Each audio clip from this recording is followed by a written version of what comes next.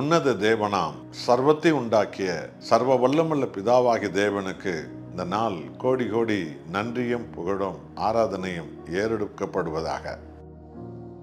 மனிதகுலத்தை உண்டாக்கி அந்த மனிதகுலத்தை பாவ அழிவிலிருந்து மீட்க மனித உடலெடுத்து வந்து மனிதகுலத்தின் பாவத்தையும் சாபத்தையும் சாவையும் தன்மேல் ஏற்றுக்கொண்டு தன் ஜீவனையே நமக்காக கொடுத்து உலகம் முடியும் மட்டும் மனம் திரும்புகிற ஒவ்வொருவரையும் விடுவித்து ஆசீர்வதித்து உயர்த்துகிற ஆண்டவராக இயேசுவின் நாமத்தில் அன்பானவர்களே உங்களை வாழ்த்துகிறோம். பரிசுத்த ஆவியானவருடைய அபிஷேகம் இந்த ஆராதனை நாளில் மனம் திரும்புகிற ஒவ்வொருவர் மேலும் அது பரிபூர்ணமாய் இறங்கி வரும்படி தேவன் செய்கிறார். ரோமர் 4ஆம் அதிகாரம் 25வது வசனத்தை பாருங்கள். மிக அற்புதமான ஒரு அன்பின் செய்தியை இயேசு கிறிஸ்துவின் ஆவியானவர் இன்றைக்கு உங்களுக்கும் நமக்கும் அவர் கொடுக்கிறார். அவர் நம்முடைய பாவங்களுக்காக ஒப்பு கொடுக்கப்பட்டும் நாம் நீதிமான்களாக்கப்படுவதற்காக எழுப்பப்பட்டும் இருக்கிறார். அல்லேலூயா. உலகம் முழுவதும் எல்லா மார்க்கத்தாரும் மதத்தாரும் கடவுள் உண்டு என்று நம்புவார்கள்.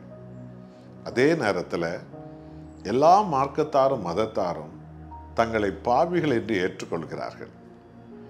ஆனால் அந்த பாவ சாபத்திலிருந்தும் பாவ அழிவிலிருந்தும் விடுவிக்கிற தெய்வம் யார் என்பதை உலக மதத்தார் இன்னும் தெரிந்து கொள்ளவே இல்லை.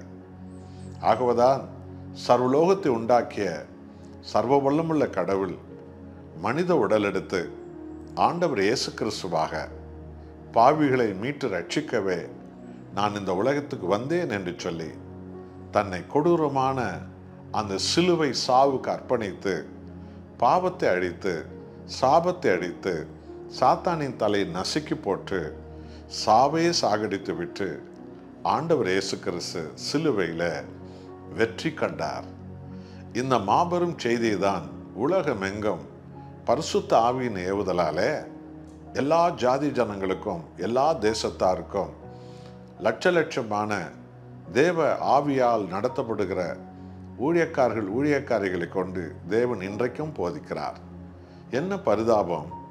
ஜாதி, இனம், பாரம்பரியம், குலம், கோத்திரம் என்ற இந்த மனித கற்பனைக்குள்ளே உருவாக்கப்பட்ட இந்த பாவ இருளுக்குள் நுழைந்திருக்கிற ஜனங்கள் ஆண்டவராய் இயேசுவை கிறிஸ்தவர்கள் கடவுள் என்றும் வெளிநாட்டு கடவுள் என்றும் மிகவும் ஏழ்மையாக இருக்கிறவர்களுடைய கடவுள் இயேசு என்றும் தங்களுக்கு தாங்களே அவர்கள் அறியாமையினால ஒரு மாபெரும் சத்தியமுள்ள ஒரு தெய்வத்தை அவர்கள் புறக்கணித்து தங்கள் ஆத்துமாக்களுக்கு கேடு உண்டாக்கி கொண்டவர்களாக இருக்கிறார்கள். இங்கே பைபிள் என்ன சொல்கிறது என்று கவனித்தீர்களா? அவர் இயேசு கிறிஸ்து நமது பாவங்களுக்காக சிலுவையில் பலியாக, மன்னிப்பாக, ரட்சிப்பாக, நித்திய மீட்பாக, நித்திய அபிஷேகமாக, நித்திய ஆசீர்வாதமாக, ஜெயமாக அவர் தன்னை ஒப்புக்கொடுத்து விட்டார்.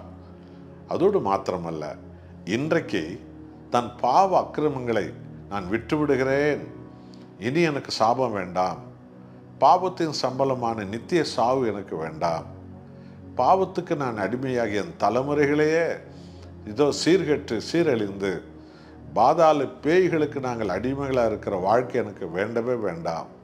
பரலோக தெய்வமே, மனிதகுலத்தின் தெய்வமே, ஆண்டவராக இயேசுவே, என்னை மன்னியும் என்று யார் ஒருவர் உண்மையாய் பாவங்களை அறிக்கையிட்டு விட்டு மன்னிப்பு கேட்பார்களோ அவர்கள் மேலே ஆண்டவராக இயேசு சிலுவையில் சிந்திய அந்த இரத்தத்தை இன்றைக்கும் அவர்கள் மேலே தெளித்து மனம் திரும்புகிற ஒவ்வொருவரையும் தேவன் நீதிமானாய் மாற்றுகிறார். அல்லேலூயா. கடந்த காலத்தில் பாவியா இருந்தவன் இயேசு கிறிஸ்துவின் இரத்தத்தால் கழுவப்பட்டு உத்தமனாய் மாறுவான், பரிசுத்தவானாய் மாறுவான், பரிசுத்தவதிகளாய் மாறுவார்கள், அன்பின் ஜனங்களாய் மாறுவார்கள், ஜெயத்தின் ஜனங்களாய் மாறுவார்கள், வெற்றியின் ஜனங்களாய் மாறுவார்கள். உலகில் பல ஜாதி ஜனங்களுக்கு அவர்கள் பிரகாசமானவர்களாக எழுந்து பிரகாசிக்கிறவர்களாக பல ஆயிரம் ஆத்துமாக்களுக்கு சாட்சிகளாக பல ஆயிரமான ஜனங்கள் மத்தியில் ஆண்டவர் இயேசு கிறிஸ்துவின் வழியாக ஒரு காலத்தில் சீ என்று காரியமிழப்பட்ட இடத்தில் இருந்தவர்கள் எல்லோரும் இன்றைக்கு நீதிமான்கள் ஆக்கப்பட்டு ஆண்டவராய் இயேசு கிறிஸ்துவின் பரிசுத்த சந்ததிகளாக பரலோகத்தின் ஜனங்களாக இந்த பூமியில் எல்லா செழிப்பையும் எல்லா சுகபலத்தையும் எல்லா ஆசீர்வாதத்தையும் பெற்று வாழ்வது அந்த நீதிமானுக்குரிய மகிமையான ஒரு வாழ்க்கை அல்லவா? என் அன்பானவர்களே, இந்த ஆராதனை நாளிலே ஏதோ சபைகளுக்கு சென்றோம், 4-5 பாட்டு பாடினோம், காணிக்கை போட்டோம், அல்லேலூயா சொன்னோம், ஏதோ பிரசங்கம் செய்தார்கள் கேட்டோம் என்று வழக்கம் போல் பழக்கம் போல் வந்துவிடாமல் உண்மையாய் மனம் திரும்பி, தேவனே, மனம் திரும்புகிற ஒவ்வொரு மனுஷனையும் இன்றைக்கு நீ நீதிமானாய் மாற்றுகிறீரே, உத்தமிகளாக மாற்றுகிறீரே, அப்படிப்பட்ட மறுரூப வாழ்க்கையை எனக்கு தாரும் ஆண்டவரே. அப்பொழுதுதான் பரலோகத்தின் சகல ஆசீர்வாதத்தையும் நாம் பரிபூர்ணமாய் பெற்றுக்கொள்வோம். சாத்தானின் மேல் ஜெயம் பெறுவோம், பாவத்தின் மேல் ஜெயம் பெறுவோம். பரலோக ஆசீர்வாதம், உலக ஆசீர்வாதம், ஆவிக்குரிய ஆசீர்வாதம், உடல் சுக ஆசீர்வாதம் ஆண்டவர் இயேசுவின் நாமத்தினால் நீதிமான்கள் பரிபூர்ணமாய் பெற்று இந்த உலகில் பல கோடி மக்களுக்கு அவர்கள் பிரகாசிக்கிற வெளிச்சமாக, இயேசுவின் சாட்சியாக, அவர் நீதியும் நேர்மையும் நிறைவேற்றுகிறவர்களாக வாழ்வார்கள். அப்படிப்பட்ட ஒரு வாழ்வைத்தான் இந்த ஆராதனை நாளில் நாம் எல்லாருமாய் பெற்றுக்கொள்ள ஆவியானவர் நம்மை அழைக்கிறார். ஒப்பு கொடுப்போமா? உண்மையாய் நமது பாவங்களுக்காக மனம் வருந்தி விற்று விடுகிறேன் என்று ஆண்டவரிடத்தில் நாம் மன்னிப்பு கேட்கும்போது அவருடைய ரத்தம் நம்மேல் தெளிக்கப்படும். நாம் உத்தமர்களும் உத்தமிகளுமாய் மாறிவிடுகிறோம். நமது வாழ்க்கை பிரகாசம் அடையும். நம்முடைய பிள்ளைகளுடைய வாழ்க்கை பிரகாசம் அடையும். நாம் உலகில் உள்ள பல கோடி மக்களுக்கு மிகுந்த விசேஷித்த சாட்சிகளாக நாம் மாற்றப்படுவோம். ஒப்பு கொடுப்போமா? ஜெபிப்போமா? மன்றாடுவோம். அன்புள்ள நேசக்கர்த்தாவே, எங்கள் பாவங்களுக்காக உம்முடைய ஒரே பேரான குமாரன் எங்கள் ஆண்டவர் இயேசு கிறிஸ்து பாவம் இல்லாதவராய் இந்த உலகத்துக்கு வந்து மனித குலத்தின் பாவத்தையும் சாபத்தையும் துக்கத்தையும் துயரத்தையும் பாவ நோய்களையும் பாவத்தின் சம்பளமான சாவையும் சிலுவையில் தன்மேல் ஏற்றுக்கொண்டு தன்னை மனித குலத்தின் மீட்பராய் அர்ப்பணித்ததுனால உலகில் மனம் திரும்பும் ஒவ்வொருவரும் இயேசு கிறிஸ்து இரத்தத்தால் கழுவப்பட்டு நீதிமான்களின் சந்ததியாய் உத்தமர்களாய் உத்தமிகளாய் மாற்றப்படுகிறார்கள். இந்த மாபெரும் அற்புதத்தை ஒவ்வொரு ஞாயிற்றுக்கிழமை ஆராதனையிலும் உம்முடைய ஜனங்களுக்கு நீர் பரலோகத்திலிருந்து ஊற்றுகிறீர்.